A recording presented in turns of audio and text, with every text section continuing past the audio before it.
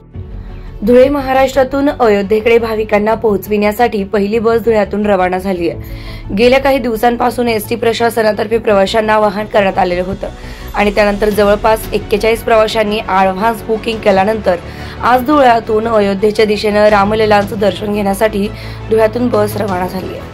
तसेच 4,545 रुपये भाडं परतीच्या प्रवासासाठी एसटी प्रशासनातर्फे आकारण्यात आलंय आणि जवळपास 2,800 ते 2,900 किलोमीटरचा हा परतीचा प्रवास अयोध्या वारीचा असणार आहे आणि यासाठी प्रशासनातर्फे बसमध्येच चार्जिंग पॉइंट त्याचबरोबर पिण्याच्या पाण्याची व्यवस्था एसटी प्रशासनातर्फे करण्यात आली आहे आणि तसेच 2 बस चालक सोबत देण्यात आले असून प्रवाशांच्या प्रतिसादावर पुढील एसटी वाऱ्या व या अवलंबून असणार असल्याचं देखील एसटी प्रशासनाचे विभाग नियंत्रक विजय गीते यांनी यावेळी स्पष्ट केलंय।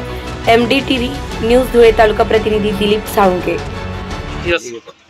सर काय म्हणाल?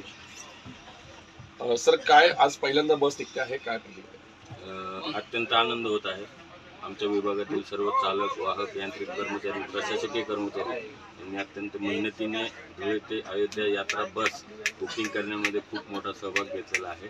4 ते 5 दिवसात 41 प्रवासी बुक झाले आणि आज 10 फेब्रुवारीला इतिहासातली पहिली बस धुळे ते अयोध्या रवाना होत आहे। बरं, साधारणतः किती तासांचा हा प्रवास आहे आणि किती दिवसाचा? जवळपास 4 ते 5 दिवसांची ही यात्रा आहे। प्रवाशांच्या इच्छेनुसार 3 ते 4 मुक्काम होतील। दररोज 500 ते 600 किलोमीटरचा प्रवास आपण करणार आहोत। कुठल्या सुविधा बसमध्ये भाविकांना मिळतात? प्रवाशांना बसमध्ये पाणी, चार्जिंग पॉईंट वगैरे सर्व सुविधा देण्यात आलेली आहे। प्रवास सुखकर व्हावा यासाठी 2 चालक आपण देण्यात। महिन्याभरात किंवा किती दिवसांनी ह्या बसेस सोडल्या जाणार आहे आणि भाडं किती? कसा प्रतिसाद पहिल्याच बसला?